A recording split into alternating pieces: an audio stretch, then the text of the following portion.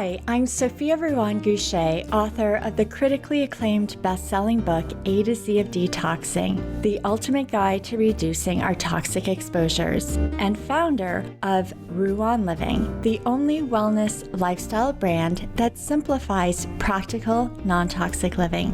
Welcome to my podcast.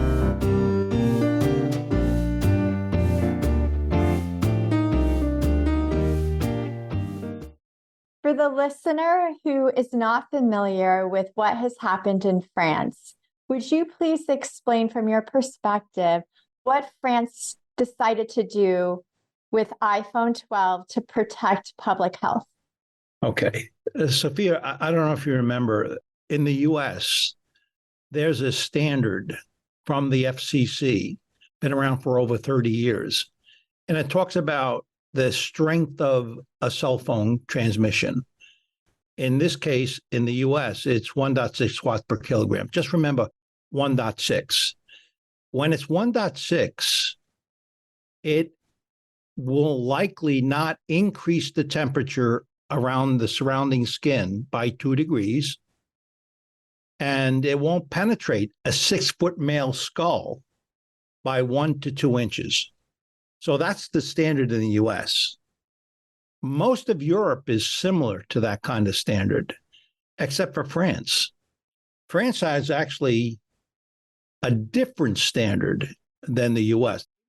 When we do the testing in the US, we talk about it with the test equipment used. It's almost an inch away from the device, is an inch away from the material that's used to determine the measurement. In France, they have two standards. One that tests roughly like what the US does, about 1 inch or 500 millimeters is in France standard. And the standard there is 2 watts per kilogram for that design. And then you have the other part of their standard, which is where they put an equivalent of a cell phone directly to the head. And for that, it can't exceed 4 watts per kilogram. And it can increase by 3 degrees, nor can it penetrate roughly by 2 inches. So in France, the iPhone 12 that failed the one that was 500 millimeters away, not the one that was 0. No, it passed the one that's 500 millimeters away. The one on the head, which is 4 watts per kilogram, measured over 5.7 watts, which is like 40, 50, whatever percent above the standard. That's why they failed it. That's why the French stopped sending that out, because when you exceed that standard, the temperature rises in the head. It goes farther into the head as well as heats up. And so that's what the French government was trying to prevent. So a real question is it a product? Was it the product that was not correctly designed? Or was it a product that was manufactured incorrectly? We know that it's a product that's been around for a couple of years. France definitely tested it a couple of years ago, and it passed. Now, a couple of years later, it doesn't pass. So that sort of indicates that the standard product they built was correctly built. The fact is, it varied because of likely production variations. And so it wasn't just that it was designed wrong, it's in the manufacturing that they didn't have the quality control to ensure that signal wasn't going to be too high in France. So it's sort of a general problem for all products that are being built. It was not just the iPhone 12 in a sense. So when you think about it, is it a serious problem? Well, not against necessarily the standard for one, but it is for the other.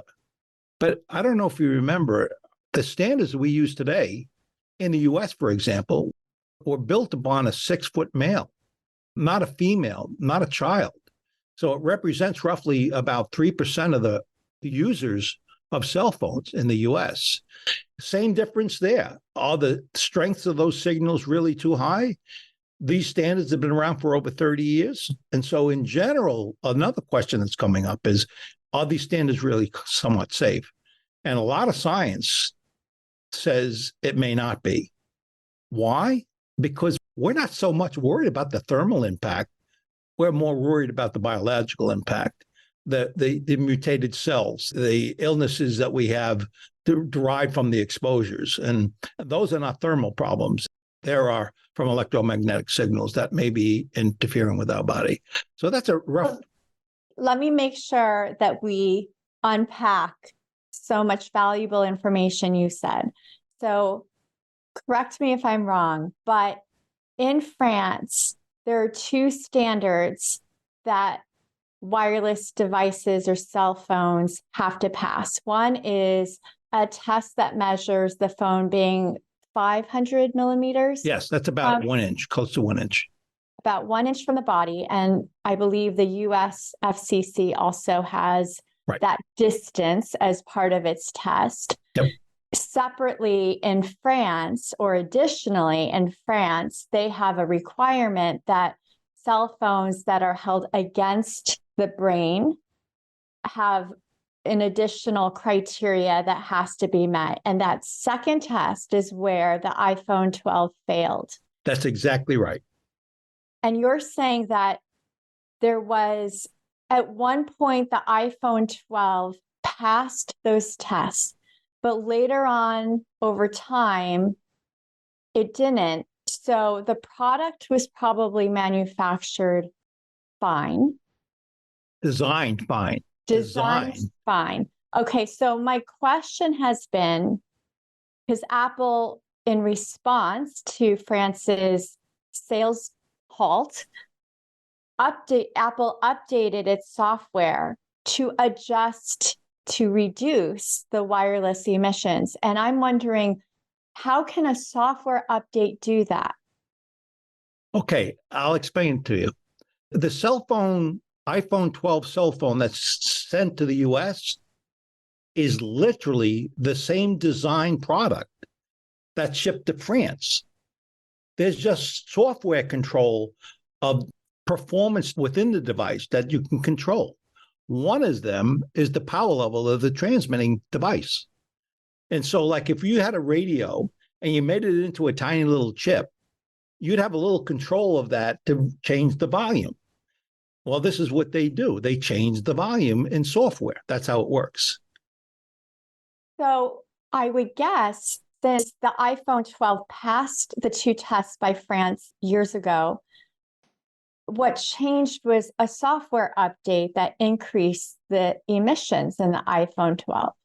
Yeah, more precisely, it's highly likely once it was manufactured, they downloaded software that was incorrect for France.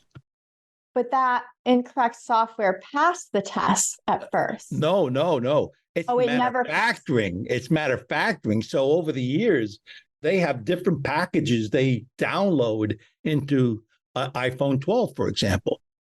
When they have a phone built in and it's for US, they download software for the US. Right next to it is another one that's going to France. They download a different set of software into that phone. So the different places, different performance, same design. Okay.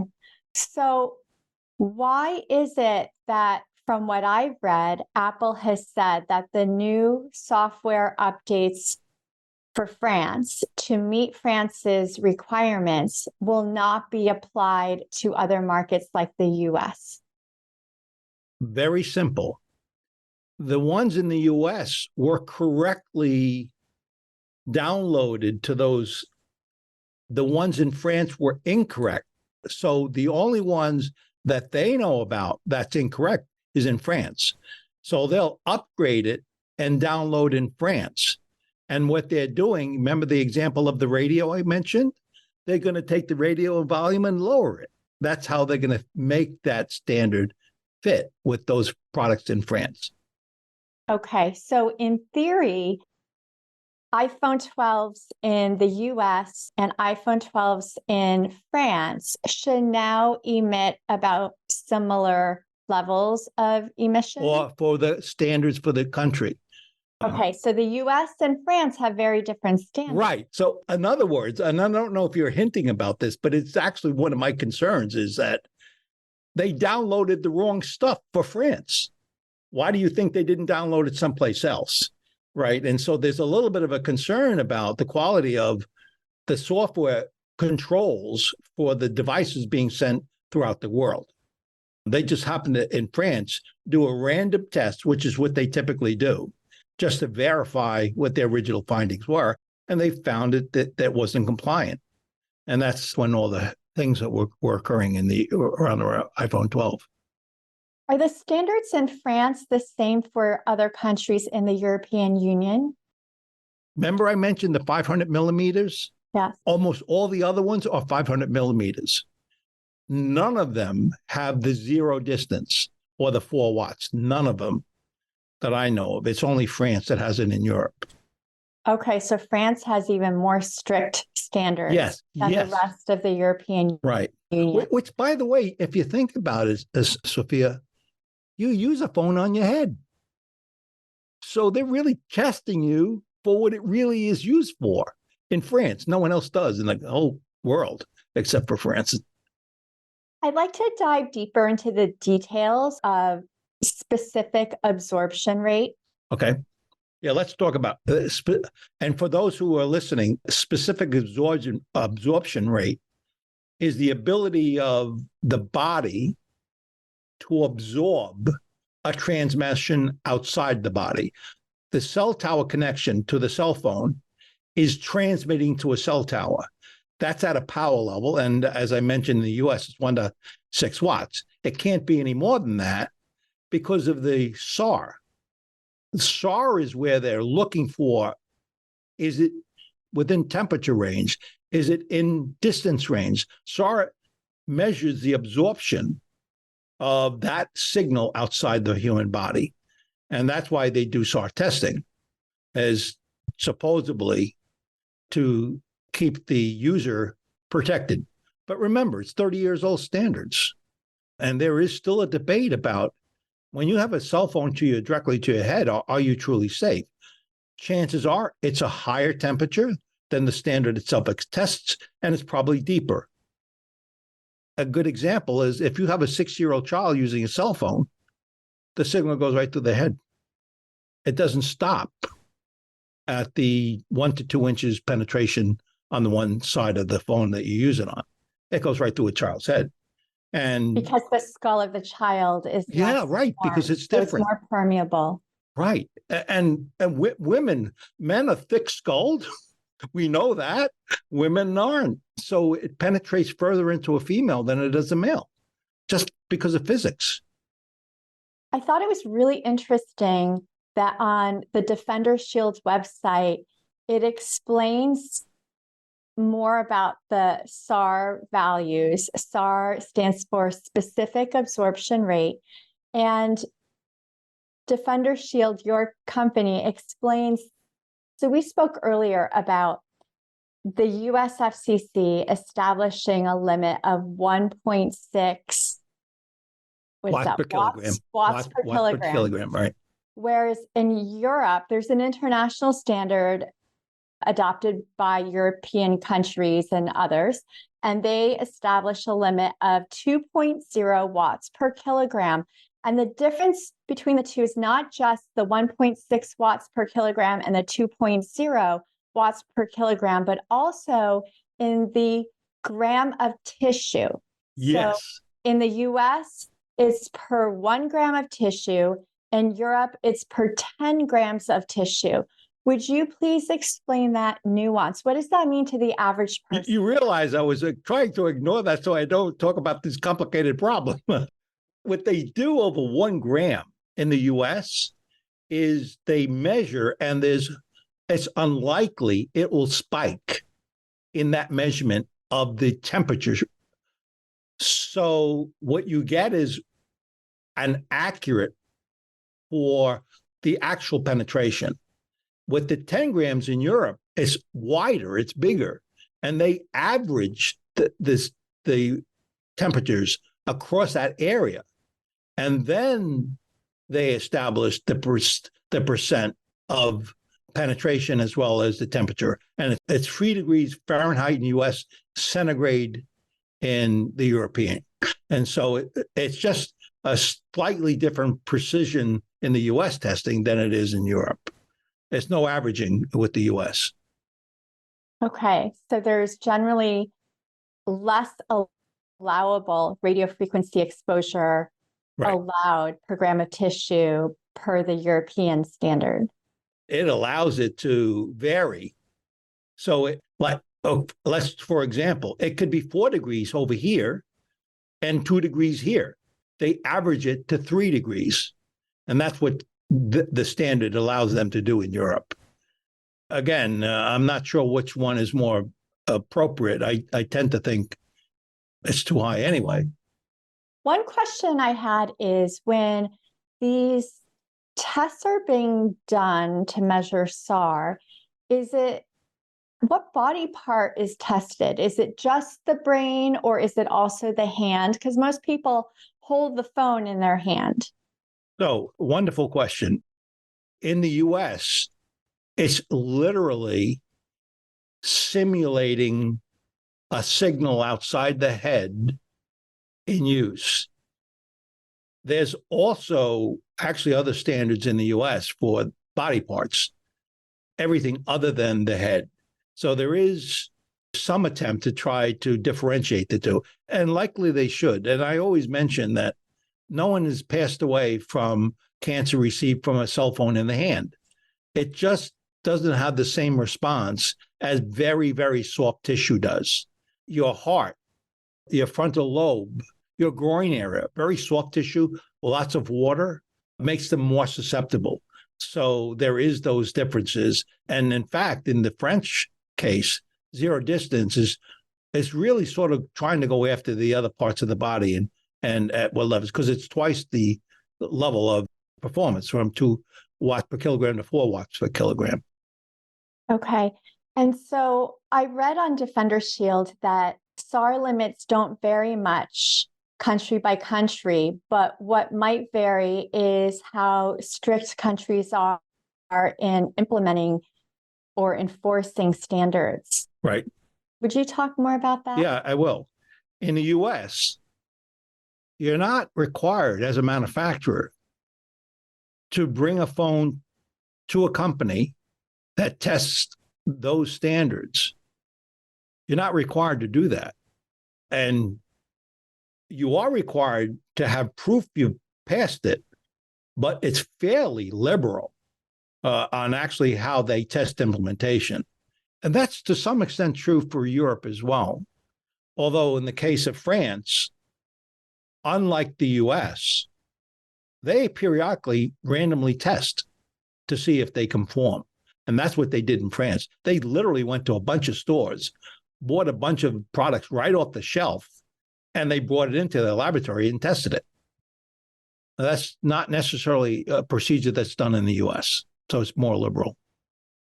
So for those listeners who, if you're listening, you're probably concerned about electromagnetic fields, but you probably also have loved ones and friends who are skeptical and might think you're overreacting. But in France, they have an agency that monitors electromagnetic fields in public spaces to protect the public. So they have a very different response to the science than agencies in the US and even outside the US.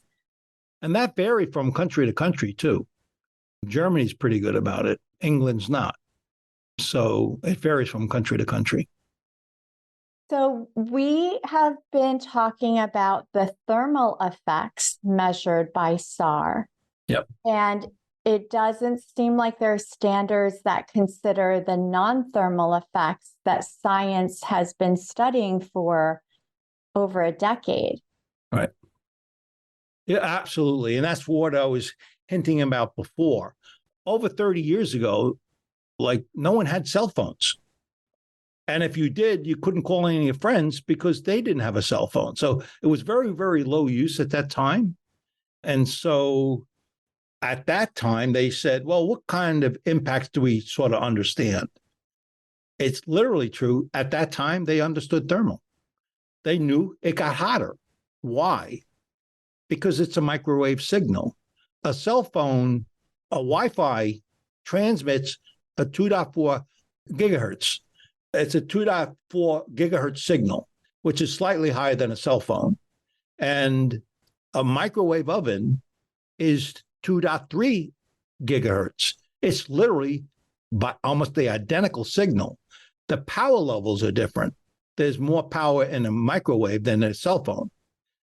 It is a thermal emitting signal. It gets stuff hotter. That's what it does.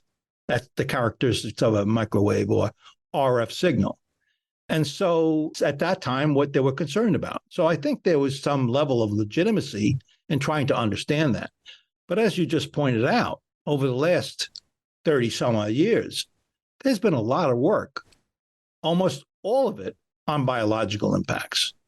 And when you talk about what potentially could be of concern about a cell phone and its transmission, well, there's documented scientific evidence, well-trialed understanding of the problems of neurological impacts, physiological impacts, tingling. Your eyes can hurt. You may have tendinitis. You may be depressed. You have body aches. All of these things are symptomatic to exposures that go far beyond the thermal impacts and well understood over the last several years. So that's why the standards itself, there have been some question about, is it really up to date based on the science we know? And the answer is very simple. It is not. And when I mentioned you represents 3% of the population, it represents 3% of the population at most. Everyone else using it all the time. When I grew up, I didn't have a cell phone. They weren't invented yet. When you grew up, maybe they were there a little bit, but not too much. But your children, they have a cell phone in their hand all the time. And so that use has drastically changed. And so the standard itself is drastically inaccurate, potentially. We don't know because there's no investigation by FCC to confirm that. For listeners who would benefit from a little bit more detail, Daniel, you've been talking about the standards being 30 years old. So I just want to explain that the specific absorption rate for cell phones was set by the FCC, the US FCC, in 1993. Right. And that's when less than 10% of the population used cell phones, which Daniel has explaining. And at that time, they cost about $900 a cell phone and were used mainly for business and military purposes. And they weighed 10 pounds. Yes. And they were used for a few minutes a month. So just think about how drastically different our reality is today in 2023, when cell phones are very accessible. Most people have them no matter where you are in the world, and we're not on them for just a few minutes a day. Right. Well, that's a very important point. Our use was a few minutes. And at a few minutes, you won't really see thermal or biological impacts. So these small durations of time that we used to use the cell phone really weren't that dangerous to the human body. Contrast that today, and when you're talking to your grandma, you're on the phone for an hour. Very different user pattern than it was even 10 years ago, for example. So before I ask you to talk more about SAR and that it's studied for emissions under one frequency, I just want the listeners to know that the American Academy of Pediatrics has called for a re-evaluation of the SAR to better assess real-world exposures because children have a different vulnerability. So I just want to explain that for those who are not yet familiar with that. But another concern I would like listeners to be aware of is just to underscore another reason why SAR is not a protective enough measure for public health. I was reading that it also measures just the emissions under one frequency, as I said earlier. But in reality, smartphones today use several different frequencies in a single call. I wanted to ask, is that still true? And if you could elaborate on that. Okay. Actually, your question is a fairly precise question. It's what is under test when you look at SAR. There's only one transmitting signal out of a cell phone during that test, one. It's roughly around 1 gigahertz, 900 gigahertz, depending on the phone you have. Wi-Fi is not checked. Bluetooth is not checked. Location is not checked. There are like 4 transmitters potentially on a cell phone when you put it to your head. They check So one. Let's pause. So Wi-Fi is a different frequency. Bluetooth is a different frequency. Why did you measure location or mention location? Because that's every second. Literally, it's pinging where your location is. And so the further away you are from like a cell tower or Wi-Fi router, always being pinged. Harder. Yeah. It has to work. And maybe if you're around in a car in metal. Always doing it. When you even turn it off, it's still pinging where you are. And so the accuracy of the SAR testing, you may question if the standards are at the right level, but the testing is for one signal only. And we just described at least 4 separate transmitters that are also transmitting while one of them is transmitting and being tested. A Wi-Fi alone can be in excess of 1.4 watts or 1.6 watts. It can be more than that. A router is set is 6 watts. It can be up to 6 watts. So there's a lot of stuff going on. And of course, I don't know if you recall, I tell everyone, turn them off if you're not using them. Why? Because they're potentially dangerous for some. Not all of us, but for some it certainly is. And by the way, I don't know if you remember, I talk about what level of power does it take to mutate a cell. We know from science, it can be 0.1 watt. 0.1 watt is 15 times less power than 1.6 watts. And so there's some studies that talk about the biological impact at very much lower levels. So when you have this transmitter and then several others, there's potential likelihood that more danger than not. Do you suspect there are additional transmitters, additional to Wi-Fi, cellular, Bluetooth? No. Okay. No, they're not. No. So if we use airplane mode to disable those 3, should the phone not be emitting any radiation? It does. For the location, it does. For the locations. But can you disable location tracking? You can control it. Okay. That's why I talk about if you should never really have a phone close to you, because there are transmitters occur there, and you may or may not remember to turn it off, a Wi-Fi or a Bluetooth. You may not or may. Why risk it? Just turn them off if you're not using them. So. Okay. So what can we learn from this iPhone 12 experience in France? It really conjured up a lot of concerns in the industry, and justifiably so. With the iPhone 12, on the surface, it looked like a manufacturer is producing something that was against the standard. You may debate the standard's efficacy in protecting you, but it was against that standard. It was far more complicated than that. What we know is that they tested it randomly and picked up a problem with one cell phone. It may not be the only instance of manufacturing of a cell phone that is the area of the iPhone 12. It could potentially be any device we pick up. It really does depend on so many different factors. Even if it's correctly designed, it doesn't necessarily mean it's going to be necessarily safe. So there's that question that has been a concern to a far more broader audience than in the past. But then the standard itself is being questioned as it hasn't been in the past. when people began realizing that it seems like there seems to be a lot of power going on here. And it relatively potentially can be, which is, in my opinion, a good thing. I don't know if the last time we spoke, Sophia, that the FCC actually was brought to court by Deborah Davis and Robert Kennedy about the fact that the standard was not updated by law, required to be updated to reflect science at the time. That was not completed. So the FCC actually lost in court a couple of years ago that they did not upgrade their knowledge that determined the standards that were being applied.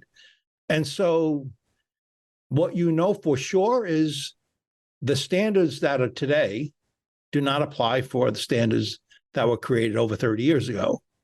And that people seem to be more aware that this opened up a Pandora's box, which they didn't intend to do, which starts looking at some of the other attributes of a cell phone that you may be concerned about. I want to mention that even though the FCC lost that case in court, it still hasn't updated. Not at all. And it won't be in my lifetime, right? It's like games they play in the, and I don't remember if you remember, I'm often asked a question about, are we going to change the standards? And I point out that it's really your obligation to make sure you're safe with the environment you live in. It's a toxin. It's like any other toxin you worry about that's in our environment. You don't take a can of gasoline, open up the top of gasoline, and put all the noxious fumes into the room. Well, guess what? A Wi-Fi signal is the same thing. Is a category 2B carcinogenic. It's literally the same thing. And you wouldn't do that, but you still use your cell phone or you still use a Wi-Fi. So you need to sort of take on the responsibility, the ownership of trying to think about your own environment and try to determine how you want to deal with that toxin in your environment, like any other toxin. So I personally believe that simple rules that you, like when I walk into my house, I never put my cell phone in the house. I always put it on at the door when I walk in, and I pick it up on the door as I'm walking out. I'm always making sure that the house emissions are the lowest I can deliver by simply arranging where I have the transits, turning off transmitters, turning them off at night with controllers. It's all about controlling your own environment. Given the quote unquote mistake with the iPhone 12 in France, like the design of the product was fine, it was a software issue. How likely is that issue to exist in other wireless devices, like your laptop, your wireless keyboard, wireless mouse, wireless speakers? If you were a quality control manager and I asked you that question, there's only one answer you can have. This is not an isolated case. You have to plan your quality control management around the likelihood of it occurring. That's a simple point of fact. And that's simple quality control management. So no, I don't think this was isolated. I don't know how prevalent it is, but I also don't know how limited it is. I just don't know. The reality is no one knows because no one tests. And so I think an important lesson to learn is that we should not have a false sense of security. Right. That any of your wireless devices, even if it's an iPhone 12 in the US or iPhone 13, 14, 15, we just don't know. And so it's really wise to take precautionary measures. Yep. I know that my daughter in high school has had friends ask her if I would email their moms about this iPhone 12 issue to try and make the case that it's safer for them to have an iPhone 15. What's your response to that? Very simple. All the evidence points to a manufacturing control problem, not a design problem. It's not a unique problem to the iPhone 12. It's a unique problem for every electronics that's manufactured that has the ability for chips to control transmit levels. Simple as that. It's a fact. It's not a theory. We know that's the case. And so it is too presumptuous to believe that someone else has made sure that everything you get is exactly what it's supposed to be.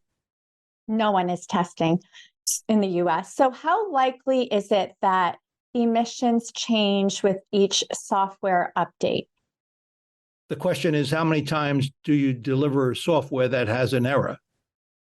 And the answer, and actually it's more complicated than that, because we talked about it's a US cell phone, it's iPhone 12, and a France cell phone. It's literally the same manufacturer, literally the same. It's not a different product with a different design. It's the same.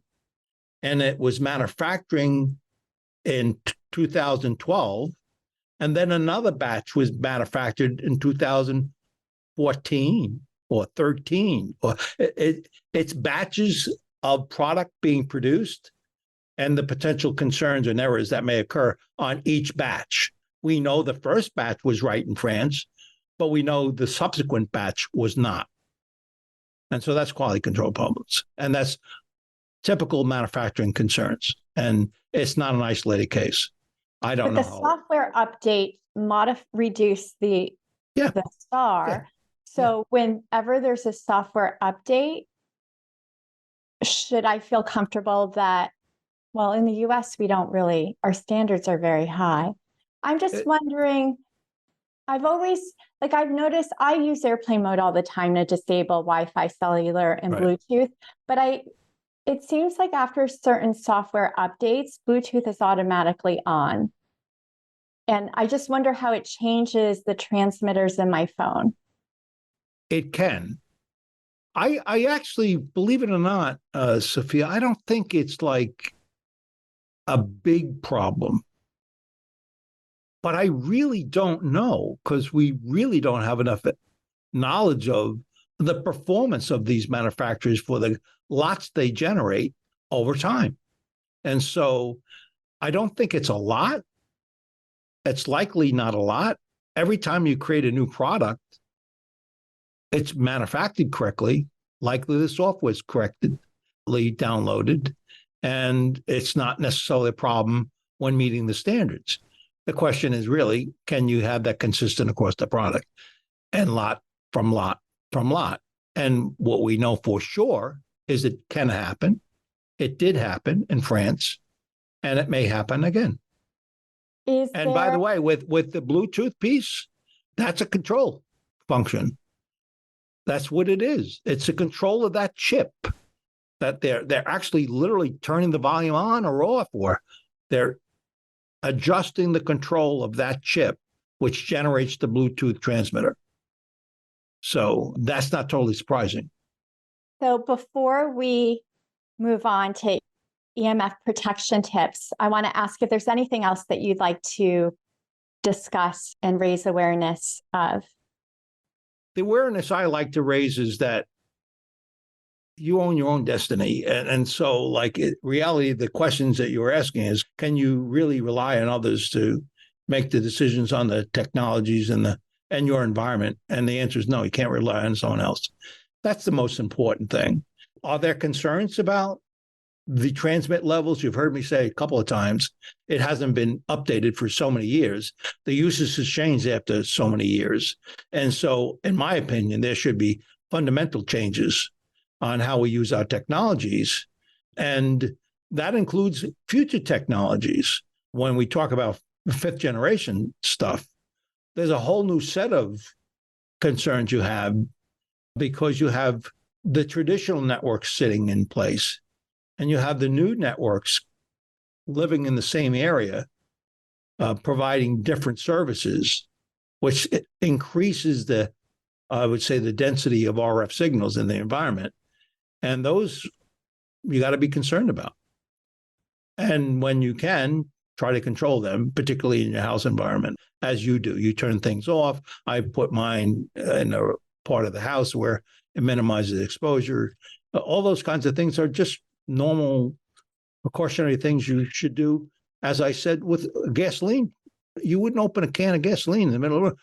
these things can also be equivalent to potential dangers as that gasoline, the emissions from that.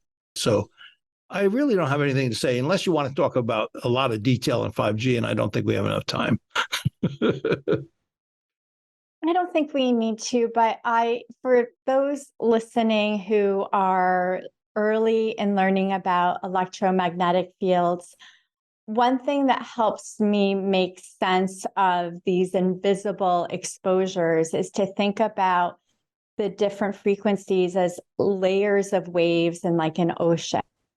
And so years ago, there was 2G introduced. That's one like layer or wave. And then later 3G was added, then 4G, now 5G, and there are going to be more. And so when Daniel talks about the density of waves, an ocean of waves that we now live in, that's what he's talking about. And it comes from not just our our wireless devices and also wired technologies, but think about the new appliances and so many other products in our homes that are emitting these wireless radiations. And it's just a lot of stress on our biology. Yeah.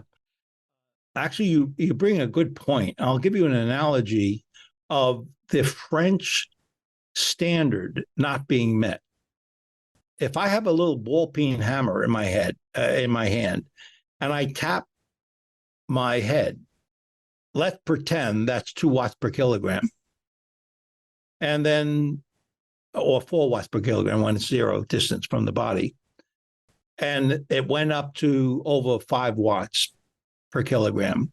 That's like that little ball-peen hammer becoming a sledgehammer. It is power that's hitting the cell. It's literally a different increased power level that has a more potential increased response by the cell itself and the surrounding cells. So it's not insignificant. It potentially is more serious. And when you talk about 5G, you talk about signals that are down at the 2 watts per kilogram at 1 kilohertz, 1 gigahertz, to something that has 40 to 100 watts in your front yard at 20 gigahertz or 60 gigahertz. All of a sudden, the ranges, the strength of the signal are changing. And they're becoming very big sledgehammers. They're not just the small ping hammer that you're using. It's a much bigger hammer that's potentially being exposed into the environment. You're saying we have various sledgehammers. Yeah. It's literally true. If you follow Dr. Navio, who talks about cell danger response, there is no difference between a sledgehammer hitting your head and a microwave signal hitting your head. They talk about how the body responds, how the cell responds to that. The body, in a sense, doesn't really know the difference between all these intrusions in our human body, but they do have different impacts depending on the kind it is. And the explanation between the difference of the sledgehammer you're using versus the little tiny hammer you're using is the difference that the cells see that you actually can't feel. I was recently at a dinner and somebody asked me, given all that you've studied about toxic chemicals, heavy metals, and EMFs, what's the number one worst exposure? And I said, of course, that feels like an impossible question to answer, but I think I would pick EMFs because it can make your membranes more vulnerable to the toxic exposures they're meant to protect the insides of. Yeah, there's no doubt when you have these kind of signals around you, your immune system itself becomes suppressed. And yet you're right, there's a blood-brain barrier that gets suppressed. There's the gut membrane that gets suppressed. There's the mitochondrial impacts to the cells in the gut that get impacted. There's no doubt that these kinds of things affect us. And one of those that doesn't seem to be at the top of the list is electromagnetic radiation. But you got to remember, it's not been around that many years. maybe 10 years or so. It's beginning to elevate. It's not quite where I think it should be. Maybe it's not where you think it should be, but there's certainly, in my opinion, one of the number one is the electromagnetic radiation. And if again, I'll say with Navio, he talks about the body response. It's an automatic body response. There's a healing cycle associated with that can't be done unless you remove the toxins or the stressors. It's not simple oxidative stress that you're worried about. It's far more complicated than that. And I just think that what our environment has today seems to getting a bit more complicated in that way. And it is like number one on my list.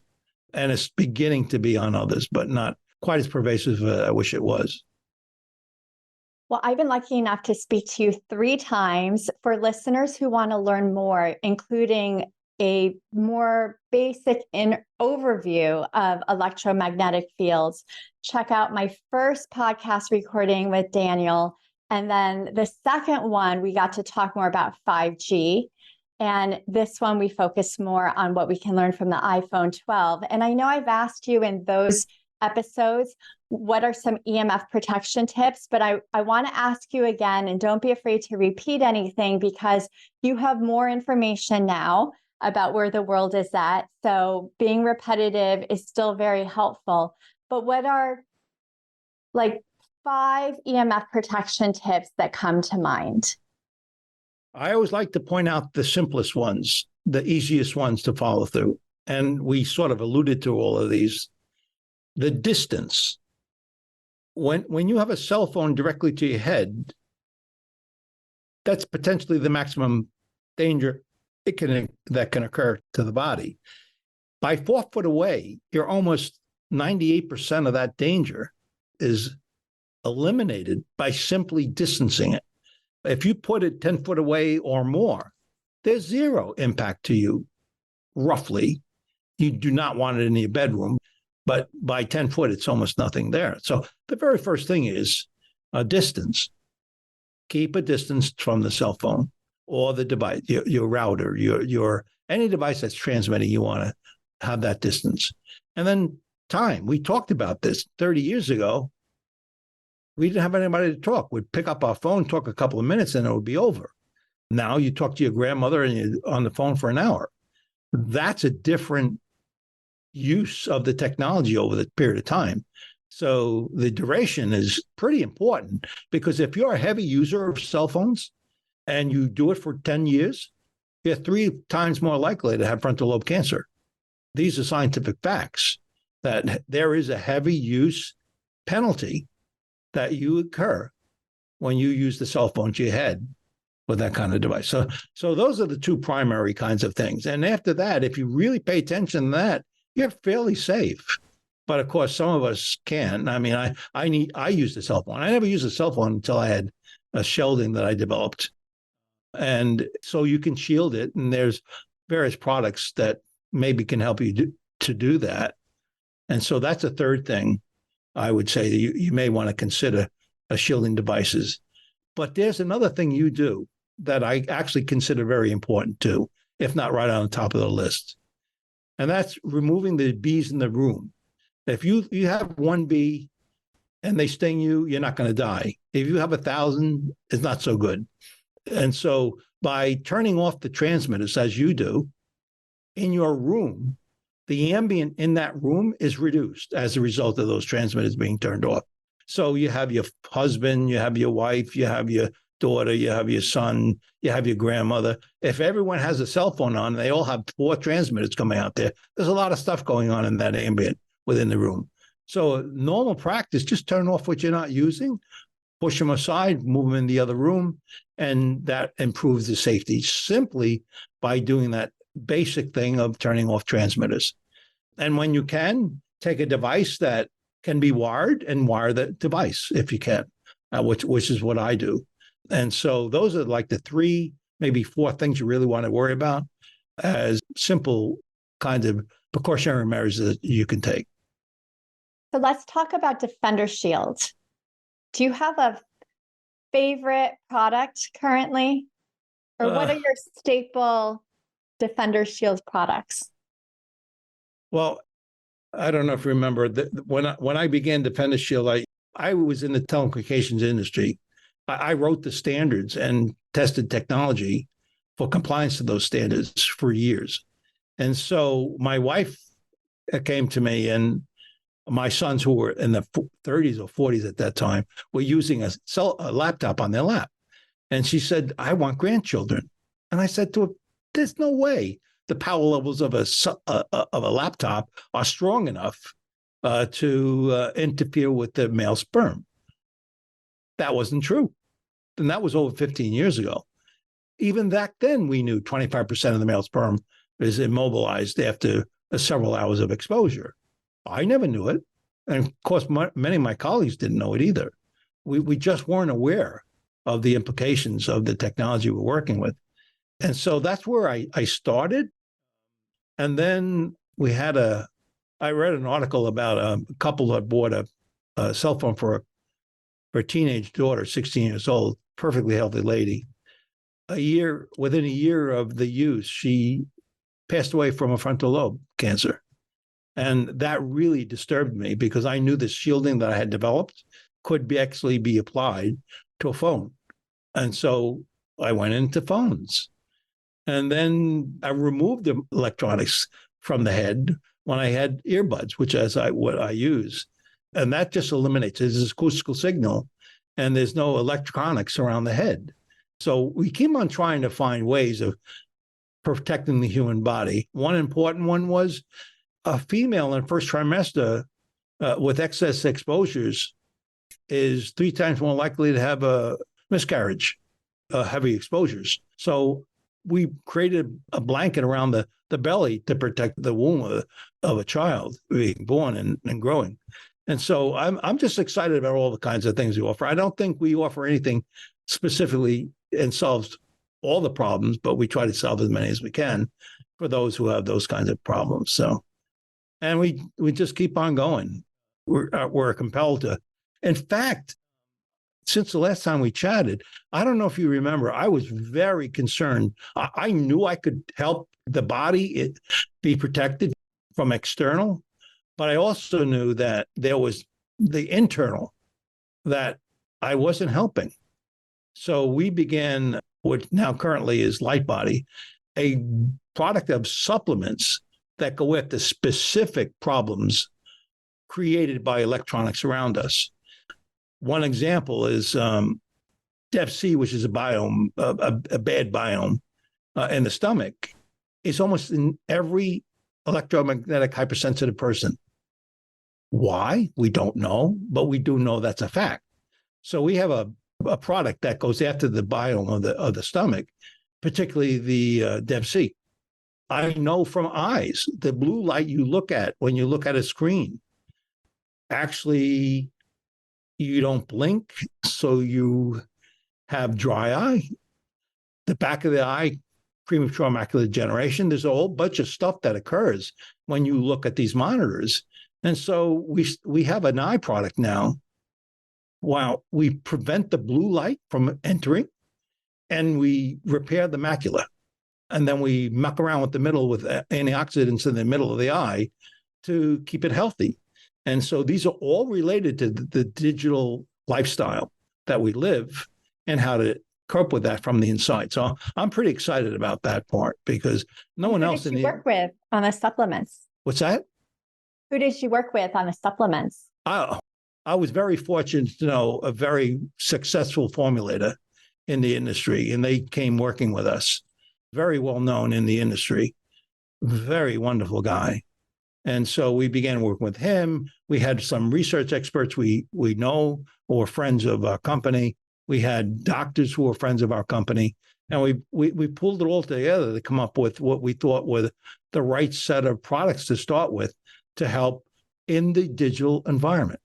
And I'm just excited about that because I knew we were going after the stuff that's from the outside trying to attempt to go in, but I couldn't fix the inside. And now we're doing some of that with LightBody. That is very cool. Yeah. That makes me wonder for some reason. We talked earlier about the sledgehammers on the cell membranes. Do you What are your thoughts on the body's ability to heal the damage that has been experienced? So I work with clinics, and those clinics were able to take electric hypersensitive person, and as you may remember, over 20% of the population is electric hypersensitive. Of that, 80% are women. And so it's a growing problem. And I was always concerned, can you generate resilience from a hypersensitive state? And believe it or not, but when I began the journey, I didn't believe you could, because we had contact with so many people. But then we began working with physicians and others who had a bit more knowledge and experience than we did. And they began understanding what the impact of electromagnetic radiation really is. And again, say it, Dr. Navio, it's the next generation of medicine. He understands the involuntary response of a cell and understands how to get resilience out of that cell and repair. One of the very most simplest things is you remove the stressor. Even though I know it sounds like simple, it's not so simple. When we did our eye, removing the blue light was the stressor in the eye. That allowed the macula to recover. And we've seen a high level of success in the feedback we've gotten in the surveys we do, that it actually works. Why? Because we remove stressors. So even though it sounds simple, it actually wasn't that obvious. When you say to a patient, don't sit next to a router, there's a real reason you say that. It's because they won't recover unless they stop doing that. And so that's like one point that we've learned. And then one of the first products we had was a fish oil. Why? Because of the stressor was creating inflammation. One of the most fundamental problems with the cell is inflammation. And so we went after the most purest of and most clean omega that you could possibly find. And I know thousands of people do it, but no one has it clean as we have. We went after it specifically because we knew that would help the body repair and begin recovery.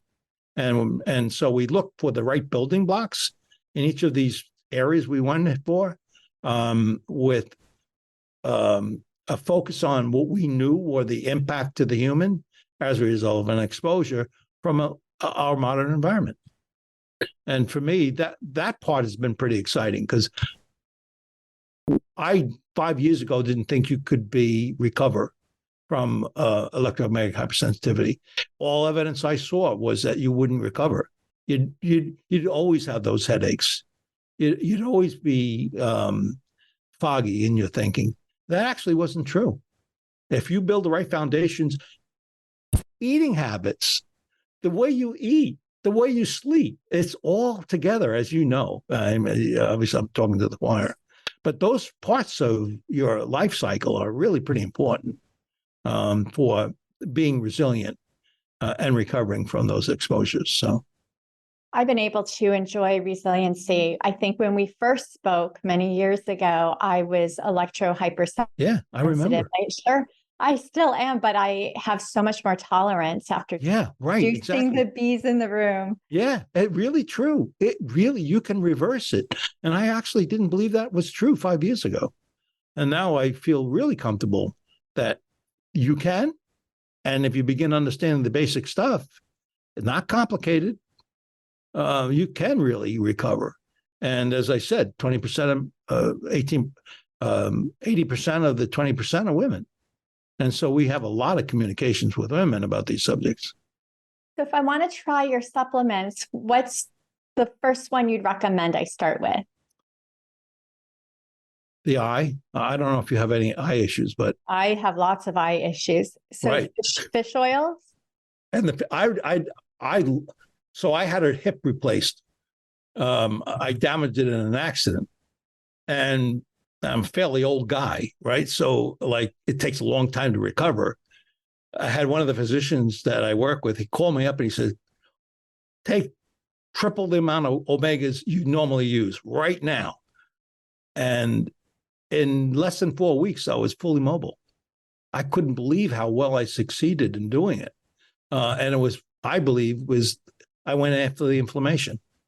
No more complicated than that. I did the exercise that you normally do, but you don't recover that quickly because the body has to heal and recover in the presence of inflammation. So the omegas would be one. The eye, I started taking the sample from a prototype, right? And I was getting mad because my eyesight was getting worse, I thought. And then I tried to get a new pair of glasses and I got a grade up in multiple and I was getting worse. So I said, well, it can't be that I don't need as much multiplication in my readers. That's what the case was. I went from a 3 multiple to a 2 from our eye product. And so that's one of those things I would say is the other one you want to do. And if you're electrohypersensitive, you may have the DEB-C.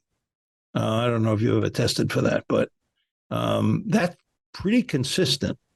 We found in the clinic that they were elevated, and a good biome stomach product is not a bad thing to do anyway, at pre and postbiotics.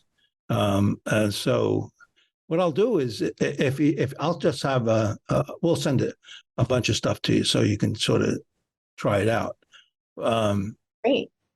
Yeah, it's really, I'm excited personally because I started this journey 8 or 9 years ago and I thought it was the stomach because that's the origins of, your immune and there's so many reasons.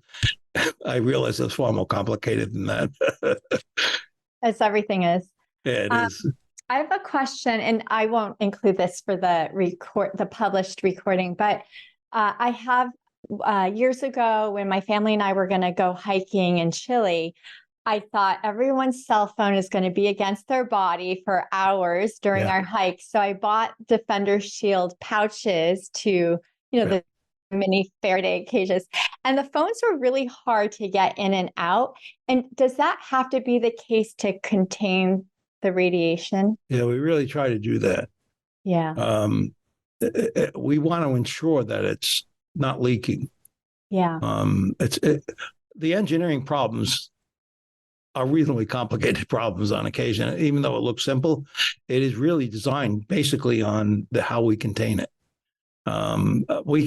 On some cases, we've actually been able to change the design, but it was a physical, much different design to start with that we worked with. So no, that's just a byproduct of the design that needs to be there.